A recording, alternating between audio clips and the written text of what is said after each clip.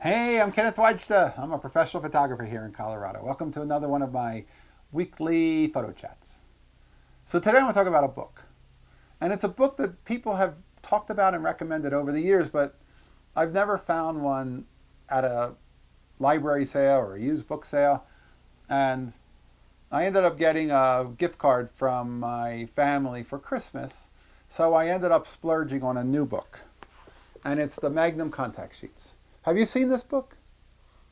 This is a large book, and it is full of stories like this, where you get to see one photo and a story about that photo, but then you get to see the contact sheet of all of the photos that went in to making that series. And you get to see process.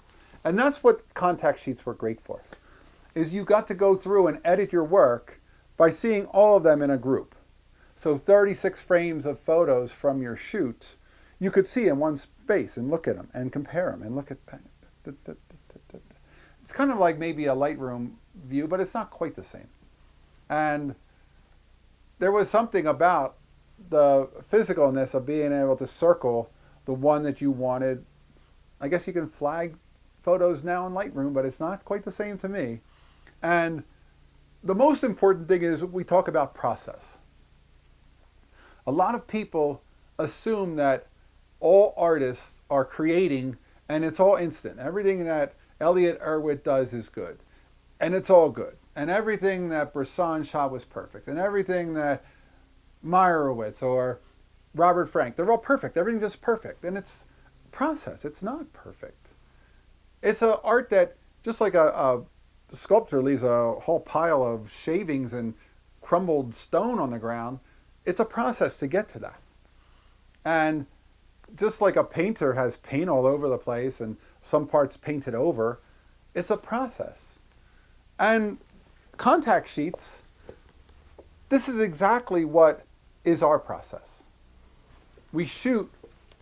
Now, some people shoot different ways. I tend to shoot, if you look at my contact sheets, you'll see 1 to 2 frames of things. I'm not one to spray and pray. I'm not one to just overshoot, unless it's something that's like really happening that's got nuance. And I remember shooting Reggie Jackson one time. He was inducted in the Hall of Fame ceremony the night before, and the next morning I'm out for a walk, and he's standing on the steps of his hotel with Jim Palmer, the other baseball player who was inducted in the Hall of Fame a few years prior, and they're outside on the steps of the hotel, and they're comparing Hall of Fame rings. And I ended up shooting a lot of that. I think I shot 30 frames before Reggie turned to me and goes, "Are you finished?"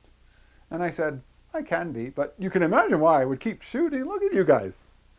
And he smiled, and then I left.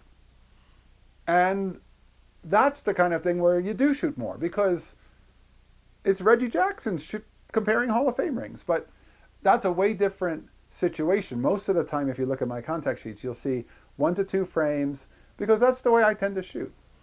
I look for something, and then I maybe get a variation of it. And also the things I'm shooting are fleeting. They're not one thing happening like Reggie standing there, and I can just keep shooting and get different variations. It's something that happens, and then it's moving and it's leaving. And then I need to get one shot and get out. If I'm shooting a protest, there are things that there's no reason to shoot 2 or 3 frames of the same thing if people are just doing the same thing with signs or standing or watching or somebody speaking. All of those things, it's like, I just need to shoot a frame or 2. And contact sheets are a great reinforcement to the idea that process is what we do. And it's important that we realize that process is what makes it possible for us to make great work. We have to go out and shoot some to get one that lines all up with the gods, and everything is perfect, and now you've got that masterpiece that everyone's going to talk about forever. How did you get that shot? Well, I was just out shooting a bunch of other stuff, and that showed up in front of me. That's how you get that shot. And on your contact sheet, you'll see all the other stuff, and then you'll see that shot. The Magnum Contact Sheets book is a really fascinating read. If you're looking for something that's inspiring, a lot of historical photos, and a lot of photos that I don't know. And that's also good too, because I get to see how does that photographer approach that subject. How many different ways did they shoot? Did they shoot horizontal and verticals? Did they vary their focal length? Did they walk around the subject? Or did they just shoot a few? It's a book I highly recommend. It's a big book. It's about $50. And there's some collectible versions out there, but I just got the paperback version for $50.